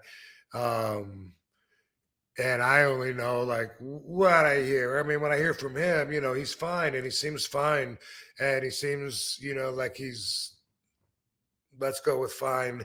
But he also seems, from the interview, culpable of a lot of these misdeeds and appropriations. So they're talking about, well, this guy says, that he sent you money for a picture or whatever, and you never sent it or whatever. He's like, dude, I haven't even talked to that guy in 16 years. Like, he kept saying that. And the thing is, we're talking about 16 years ago. Yeah. Wait for Maven to call him on that and say, well, yeah, we're talking about, 2010 or even before that. And he kept saying, I haven't talked to that guy in 20 years. And that is what we're talking about. So Justin's message seemed to be, yeah, I did all that stuff, but I didn't mean to. I didn't have bad intentions. That's the way it came across. So I don't know how people are going to get reimbursed with kindness and good intentions. Yeah, I from what I saw too, like he was saying stuff like that too, and I think at some of the points he was like, "Well, I was really fucked up at that point, so I probably did do something like that." He did mention some of that stuff too, so he owned up to some of it too, and he seems like a nice guy. It just seems like substance abuse and some of the struggles that he's gone through is kind of hit him, and he used to do interviews with Wade Keller, Pro Wrestling Torch, and I would listen to them, and I like, Justin's a really smart guy when it comes to wrestling and stuff like that, and I thought his perspective was great. But then there would just be some moments where there'd be a disconnect, and you definitely see he was going through something. So hopefully he's on the mend with a lot of that stuff. But it's a tough thing, but yeah, I thought it was a interesting video, and Maven seemed like genuine about his intention, I think, overall. And at the end, Maven does a little add-on where he says, apparently Justin hasn't changed his ways after we did the interview, X, Y, and Z happened. And I don't remember. Oh, okay. Yeah, that's part of it too. So he's like, I like Justin, but he seemed to be admitting, but saying like, what are you going to do? Like, hey, so-and-so sent you money because you were supposed to, send him this DVD and you never sent it. And he's like, well, no, I mean, I do that one. I do remember, but we had to eat. My family had to eat, It's not the best excuses or reasons to, but also at the same time, you can kind of understand. Mm-hmm. Right. Yeah. Yeah, hopefully things turn around for him, and because I always liked Justin just as a fan too. I would appreciate his work as the Impact players and all that stuff too. So yeah, hopefully everything turns around. RDU3 has a funny comment. Rob, he says, RVD took me to the woods once, and we hunted and fished and listened to music and shot off fireworks and played a bit of baseball before we drove home in his loud Chevy Ford/Dodge truck. Does that make me a hypocrite? Yeah, I think it does. We turned the music all the way up. All the way up. Yeah. Then we went to a concert. All right, here's a super chat from Frankie Turizo. He always asks the good questions. Do you collect 80s and 90s action figures? And if so, which ones? Who are some of your favorite Marvel Comics characters? I know Ghost Rider. Who are some other ones, Rob?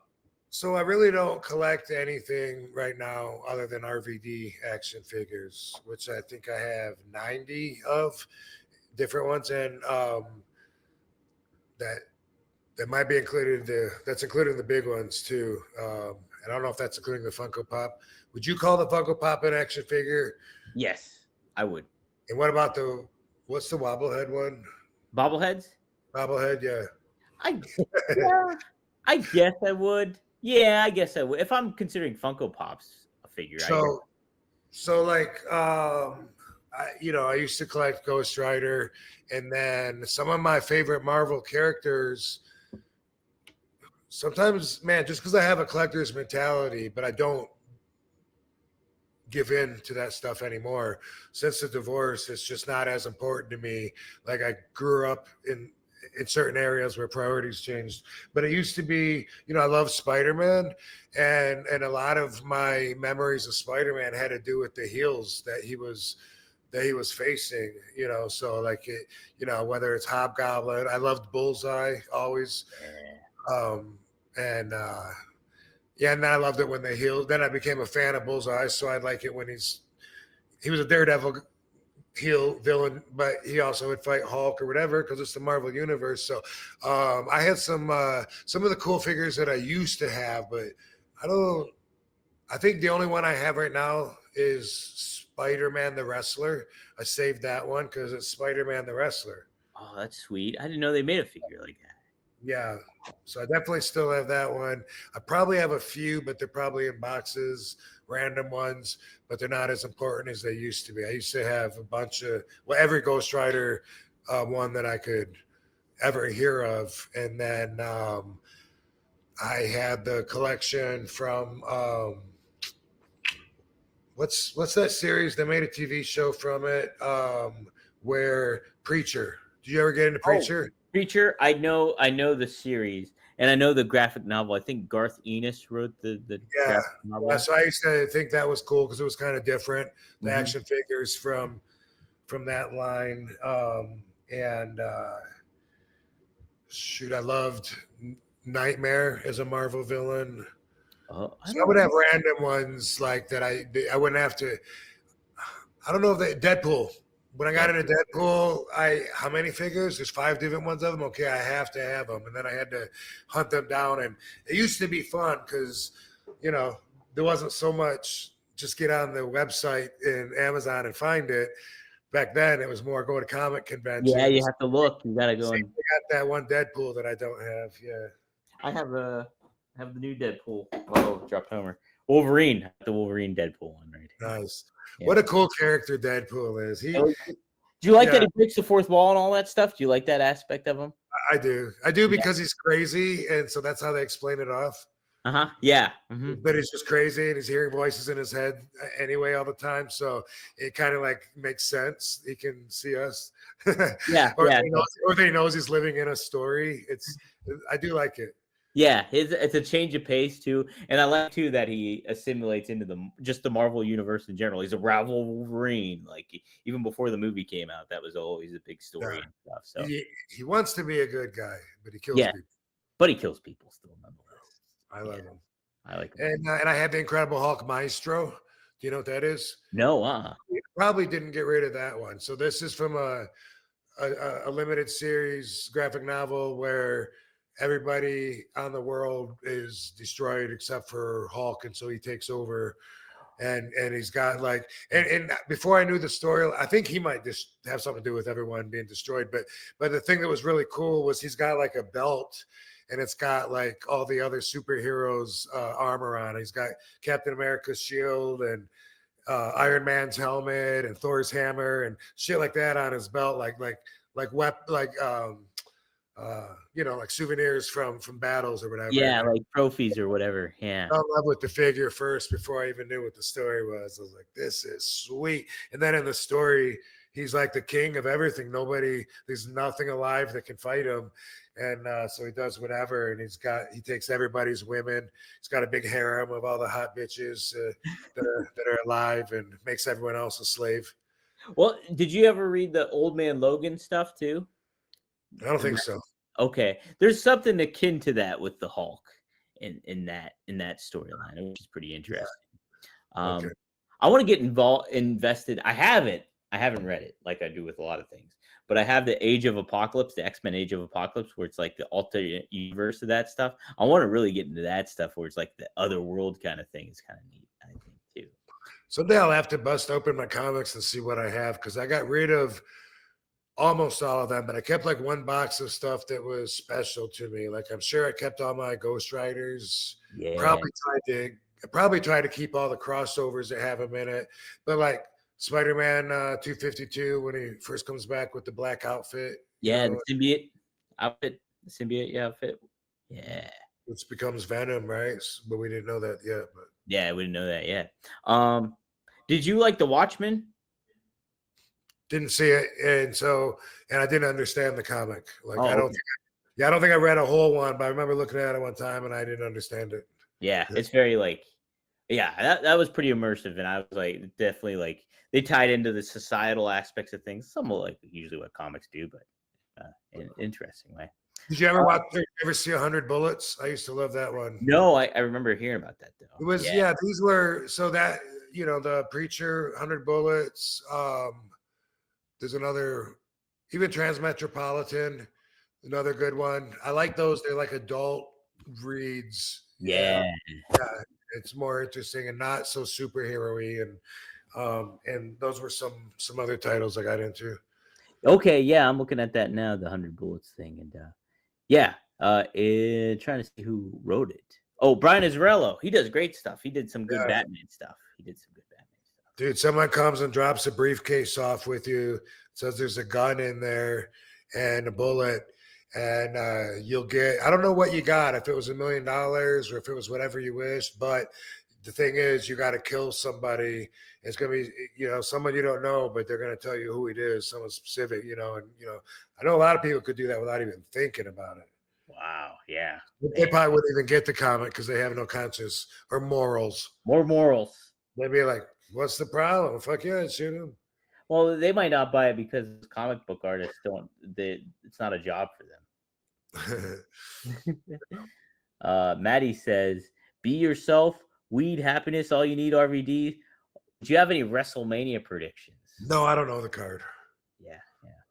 What do you, okay, how about right off the bat? Do you think heel John Cena would defeat babyface Cody Rhodes for the title?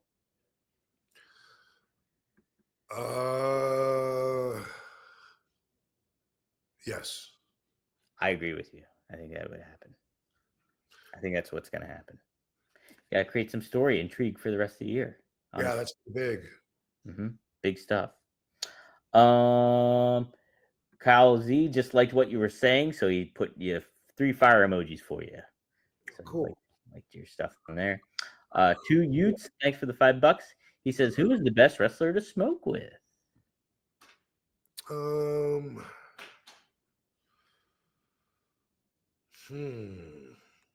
That's a good question because I'm thinking about a lot of guys that I always smoke with, and I'm trying to think of, I guess the best guy would be the guy that always brings it and shares it. Unfortunately, that's usually me. So you. I like smoking with Book and Sabu.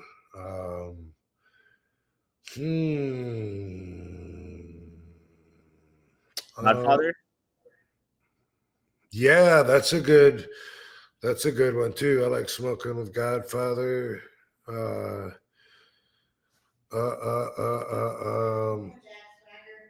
Well, maybe Jack Swagger. Okay, yeah, we can just start naming that. What Swerve's guy in AEW is manager? Prince Nana.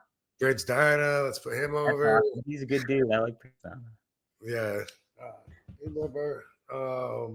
and Katie Forbes. Hey, that's a good one too. Heck yeah. Kawhi Koju asks. Oh no, he just says, "You do as you do, Rob. You do as you do." Yes, I do. Yeah. Yes, I do. Bernard has an interesting one here. Thanks for the $2. Has a guy who never politicked ever make it in WWE? Well, it depends on what you consider make it. As far as I know, you can only get so far, but I don't think you can be in the very upper tier without politicking. In my opinion, that's in my understanding, because you would have to breach a certain point. Was there a certain level that you kind of politics in certain ways to get in to make it higher in WWE than what you were? Because a lot of it was just, I think, from my perspective, was just your talent and your unique ability and your persona and everything like that kind of got you. And you weren't about necessarily politicking, but did you kind of politic in certain ways?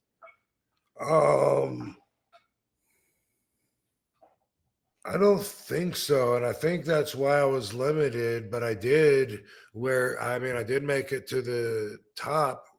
So I guess I can't say it's impossible since I did it. I don't think I never felt like I was like their man, like I didn't talk with them about plans of what we were going to do. I was all about ECW, and that was going to be used against me eventually, no matter what. But I mean, maybe you could say I maybe I politicized with an ECW bias, like maybe if you really tore it apart, maybe me saying ECW, we need to do ECW. Look at these numbers and look at these fans and look at these wrestlers that were ECW and look what we can do with it. I guess, I could see where one might argue that was politicking. Yeah, for sure, because it's like you're kind of campaigning for it, right? You're like, hey, Yeah. Vince, look at this. This look at the value you can still get in something like a product like this, and Yeah. make something out. Yeah. So I never looked at it that way before, but I still think without politicking, I think you can, you might be able to get to mid card where everyone likes you, you're doing everything right, you're super over, but they just aren't going to do anything more with you as far as like put you in that main event where you get credit for drawing the houses and shit like that. Like, I think that takes politicking. For sure. I think too, I hear like, I don't know, I hear somebody like a Dom Mysterio is like very easygoing and he doesn't necessarily like really politic for himself, but he's over. He knows what he's doing.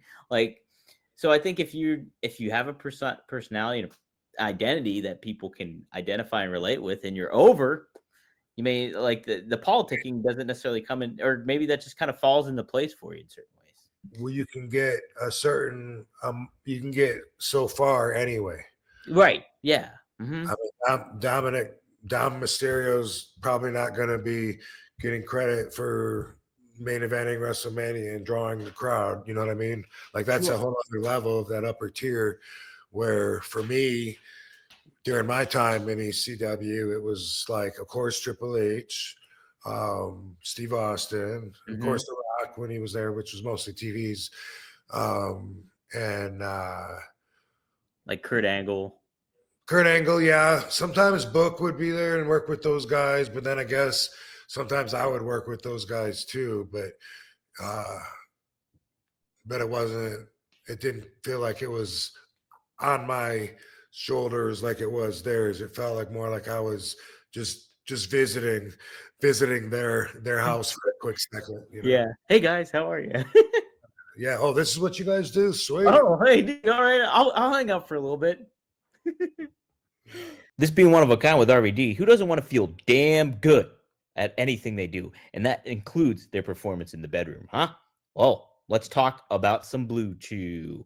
Blue Chew is the original brand offering chewable tablets for better sex. And starting now, Blue Chew is offering a combo so strong, it'll knock your socks off and your neighbor's socks off. You'll have to move towns with the amount of noise that you'll be making. Yeah. Blue Chew Max has arrived and it combines with the active ingredients of Viagra and Cialis into one chewable tablet.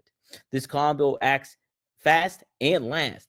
Guys, be ready when she needs it, and your first month of Blue Chew is free. Great sex is a few clicks away. Sign up at BlueChew.com, consult with one of their licensed medical providers, and once you're approved, you'll receive your prescription within days. Blue Chew tablets are made in the US of A, and prepared and shipped directly to your door. The best part, it's all done online. That means no visits to doctor's office, no awkward conversations, and no waiting in line at the pharmacy. So make life easier by getting harder and discover your options at BlueChew.com. And you know it, we got a special deal for our listeners. Try your first month of Blue Chew free when you use promo code RVD. Just pay $5 shipping. That's promo code RVD. Visit BlueChew.com for more details and important safety information.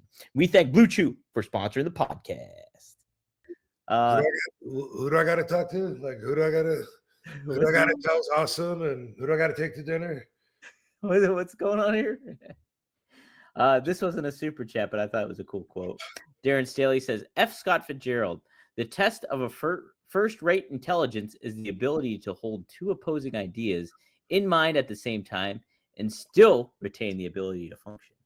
That's a pretty interesting quote. I like that because I'm always trying to explain, I use the term basic thinkers, and that's exactly what I mean is they can only think of one thing. And it's so easy to fall into that because it's the easiest way to be. It requires the lowest amount of thinking or doing anything. Is to just be a basic thinker. The first thought that's in your head, just go with that. Don't ever question it.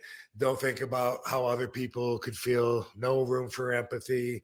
Just me and how this affects me. That's the person. That's the person that's like driving. You know, the hell are they in such a hurry for? Like, what the fuck do you care? They're already past you. You're already part of the, part of their earlier in the day. Shut the fuck up. That's true too. That's funny, Rob, because like, yeah, when we started, I mean, it was probably even episode 1, you mentioned basic thinkers. And like, I never really put it together about like, hey, people do just think one-minded things a lot of the time. And then like, it's made me put things in a lot of perspective moving forward too. Is like, okay, I think of it initially like this, but how else can I think of it outside of it? Yeah, that's a great way to get there is you got to force yourself to do it, and then it'll become habit eventually. You'll do it more. But these guys, most of the basic thinkers, they can't do it. Like it's totally not possible for them to consider that guy might be in a hurry for a good reason. Yeah, right. They can't think that. They're just stuck on that one thought in their head, which was like, that was dangerous and not fair and loud, Right. inconvenient for me. Yeah, you messed up my day, so I'm thinking about it this way. Yeah. There's so many people like that, and so I guess Scott Fitzgerald has it right there. The test of first-rate intelligence is the ability to hold two opposing ideas in the mind at the same time, so retain the ability to function. I love it because I didn't go to Scott Fitzgerald school, but that certainly is consistent with RVDology as well. And I try to. I always question my own thoughts. Sometimes it's annoying because it makes me more unsure than I thought I was before. I could feel really certain about something, It could be anything. It could just be like, I wonder why they got a bridge, way up there. And then I start thinking of the possibilities of why they could have it. And some of them make sense. And I'm like, I wonder if that's what it's for. Like, is that what they, like, I don't know. Maybe that's not the best example. So, but sometimes I question like my own, is this the right thing? Is that the way I should? But not when I'm arguing with the idiots like on X. I already know that. But just sometimes just about me and my path. And when I get into deep stuff, I have to question everything, just like I have to stretch to feel like I'm at my best, because I can feel the outer limits of everything and feel my full range of everywhere I can go. I feel like I got to do that with things that I think about too, because there's consequences. You got to consider them. If you're fine with the consequences, like, hey, I don't want to spend my 10 days off going to Qatar to the battle zone. I'm fine with you firing me or whatever. I hate it here anyway. Oh, does that make me a hypocrite because I was working there and I hated it? Sometimes I did hate it and sometimes I liked it. So sometimes I guess I was a hypocrite, and I guess I wonder what the opposite of hypocrite is for the basic thinking AEW fans on the IWC. What's the opposite of a hypocrite? Someone that's consistent? Because I would think genuine, but for them, I don't know, because I don't know if genuine is a bad thing and if hypocrite's a good thing. If you're genuine, you could still be a hypocrite, though. If you're genuine, you could still be a hypocrite. Yeah, I guess so. You come out of jail and you say, "Hey, kids, don't do what I did." Does that make you genuine and a hypocrite? I think by the basic people's thinking, that falls into that category. But is that a good thing? Should you say, "Hey, kids, kill people"? Is that because I did it? Because then you're not. Yeah, then you're not a hypocrite. Yeah, because that's a good thing. I don't know. Anyway, I can't spend another 2 hours on that, but I appreciate you, thick-headed fans that refuse to listen to logic. That's it. Hey, we'll close out with this here, Rob, from Bernard, $2. He says fans are mixed on Jey Uso. What do you think, Rob? What's been your impression of Jey Uso and his run he's recently been on? I thought that he was super over. I didn't know that that there was any heat on him. I haven't been watching the show lately, so when you ask about like current stuff like that, I'm not the best one to answer. Last time I saw it, he was doing yeet yeet and everyone's doing it back, and to me I I think I don't get it, So to me, it's like, what is that? That's stupid. But that's just, but why don't I quit? Why don't I tell them? I don't feel that strongly about it. It's just, according to my values and how strongly I feel about it, I decide how I react to it. And when I react to it, I'm like, it's super over. Just like when Daniel Bryan would say, yes, yes, I thought that was dumb. That was me in a competitive state of mind as a wrestler, which I still am. I'm not as much, and I try to work on not being as competitive, but I am competitor biased. I do still watch wrestlers and be like, I know what they're trying to do, man. That don't work, or man, how did they get over that? How come the fans love that so much? Like some of that is just it's definitely biased. It's not a strong feeling. It's just something, that's like, they ain't me. We're all biased towards ourselves, by the way. Absolutely. Yeah. Yeah. Do you think so? Like you say you're not a competitive person. I agree with that, but you still kind of get a little bit of that competitive edge when you're like kind of looking at it from the wrestling landscape of things, I guess. My perspective still is, the guys now are making a hell of a lot of more money than we were making when we were doing it. In reality, I'm happy. I think that's awesome. Go for them, keep crushing it. But of course, part of me is gonna be, gonna look at that like, man, I worked my ass off, and was, and got this, and now they're getting that, and that, part of me has to. That's what I mean, though, about having more than one thought. Like I explore all of that, and I'm able to understand different perspectives at the same time, even if all of those perspectives aren't the winning thought that dominates what I would call my opinion. Yeah. Well, I mean, that's the best way to explain it. Like when dude said, if you didn't like New Jack throwing Grimes off the scaffold or whatever, if you didn't like that, then why didn't you quit? There was no reason to quit. I didn't feel that strongly about it. What a stupid question.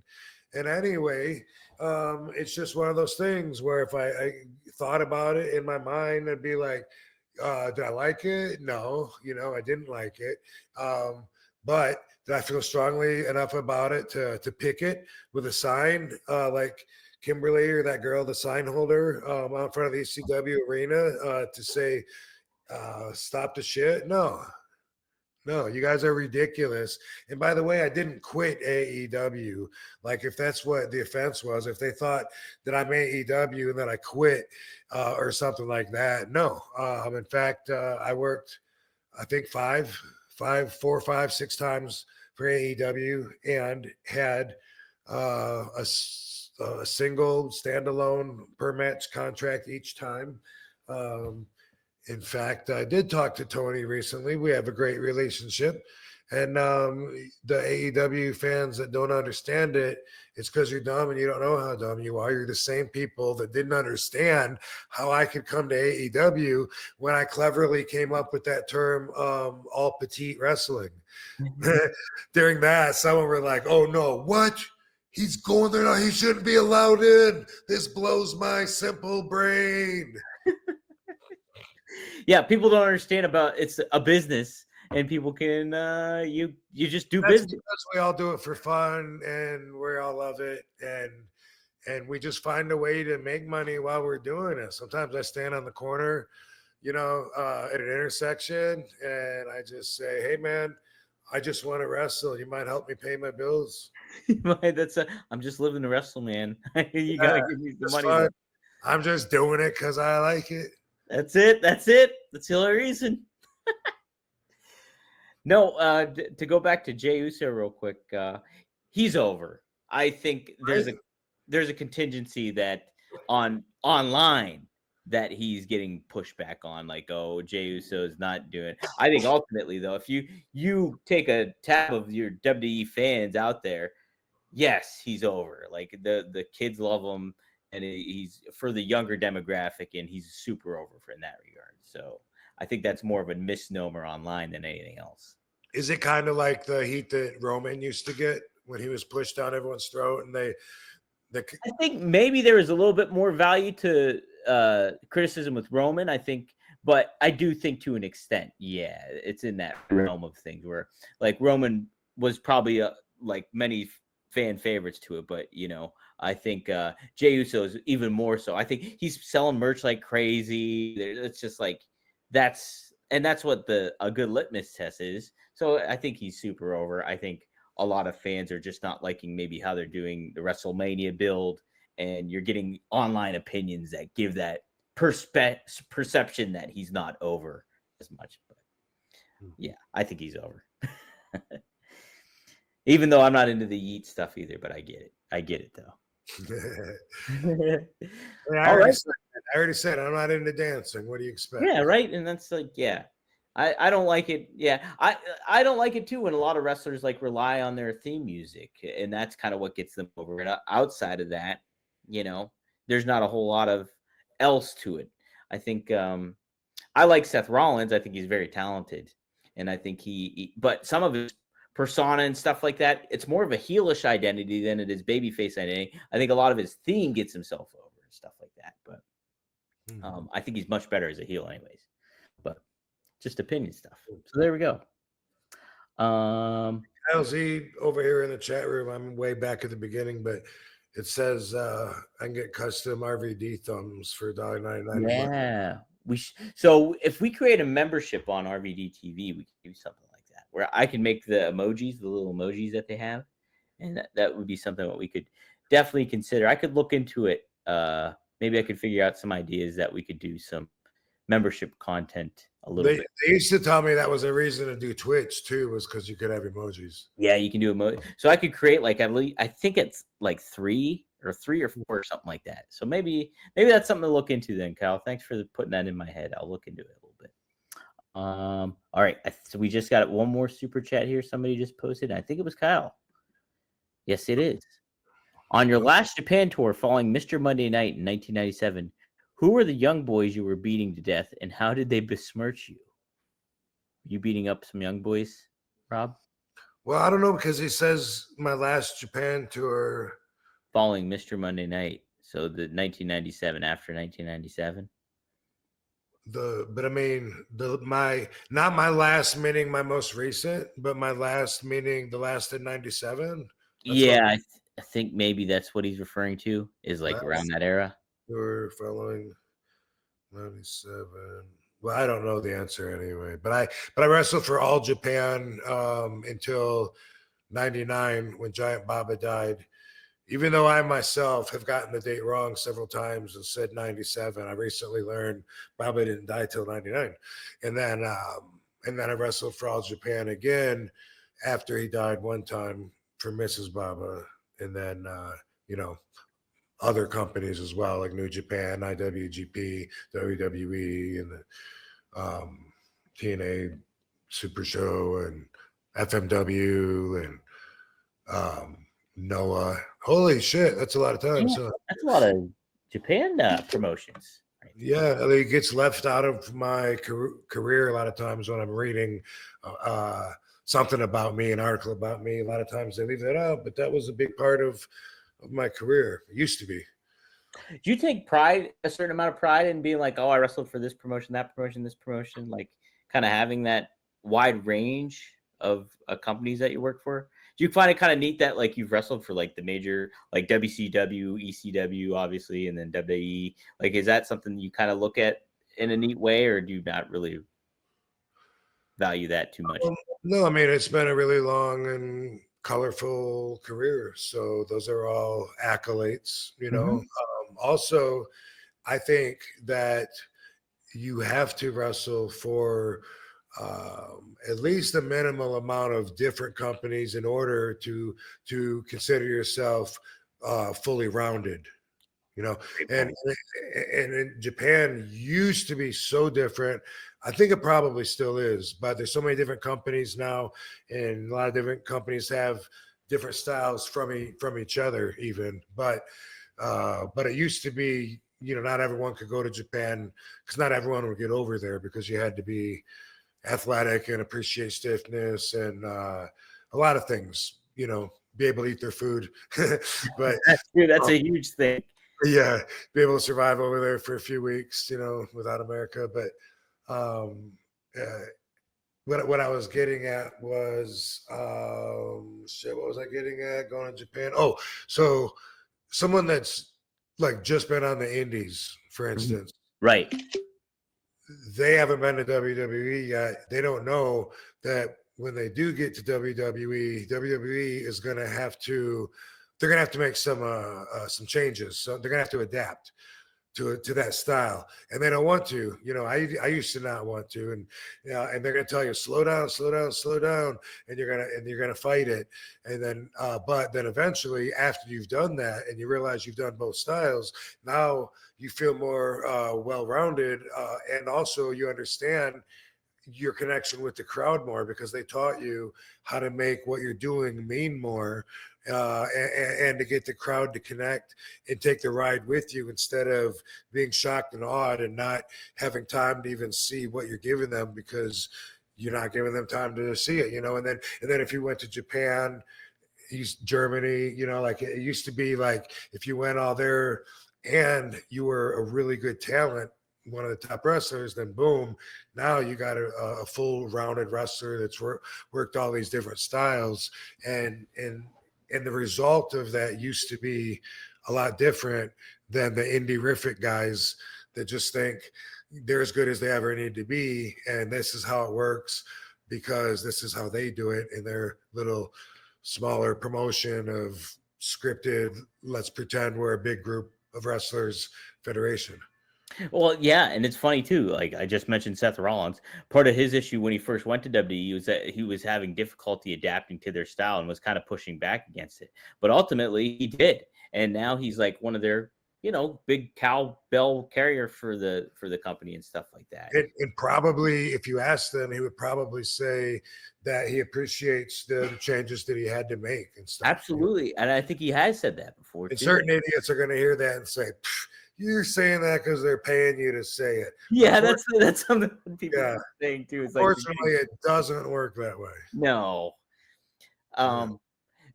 There was something else I wanted to touch upon just real quick when you were talking about that. Fuck, what was it? Dang it. I can't remember. It was an interesting point, though. Well, cool. It's been a good show, Rob. We're having almost 11,000 people tune in right now. 11,000. Sweet. Thanks everybody for doing it. They all tuned in for Bobby, and we don't even have him, but he's going to be a guest on next week's show. Yeah, we're going to get him on here at one point. We're going to have him behind a black curtain, but it'll be him. Wizard Boz. Yeah. He's going to explain wonderful married life and catch us up on the Chillicothe. All right, cool, dude. Boom. Okay. Yeah. All right, man. What's going on this week? Can't talk about that. Boom. There you go. Guys, though, we can talk about, you can follow RVD at The Real RVD on all the social media accounts. You can subscribe to Only Wrestlers, onlywrestlers.com. Do it now.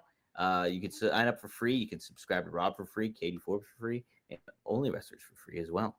Plenty of other talents on that webpage as well. So be sure to check it out. Get in there on the early front while this continues to grow and develop. Speaking of growing and developing, help us grow and develop here at One of a Kind with RVD by rating us 5 stars on Spotify or Apple, wherever you get your damn podcasts. And be sure to like and subscribe at rvdtv.com. Help us grow this channel as well. And maybe we can do some membership stuff like Kyle Z was talking about. RVD 420. If you want to smoke like RVD, get some Greek glass stuff, quality merchandise there, go to rvd420.com. And then finally, go to 1tsport.com for some exclusive RVD merch.